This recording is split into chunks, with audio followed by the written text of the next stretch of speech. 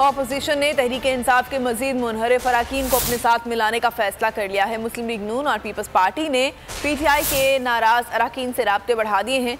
दोनों जमातों ने दावा किया है कि PTI के मजीद मुनहरिफ अरकान सामने लाए जाएंगे। इस बारे में तफसीलात जानते हैं बोल न्यूज़ के नुमाइंदे सिद्दीक साजिद से।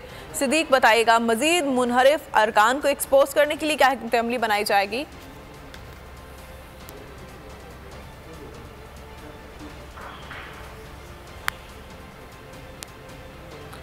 ऑपोजिशन ने तहरीक इंसाफ के मजीद मुनहरिफ अरकान को अपने साथ मिलाने का फैसला कर लिया है। सिद्दीक साजिद से भी रब्ता करेंगे।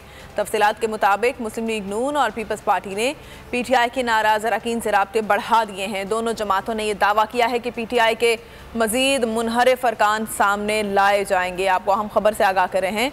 ऑपोजिशन ने तहरीक इंसाफ के मजीद मुनहरिफ अरकान को अपने साथ मिलाने का फैसला कर लिया है। मुस्लिम लीग नून और पीपल्स पार्टी ने PTI के नाराज अरकान से राब्ते बढ़ा दिए हैं।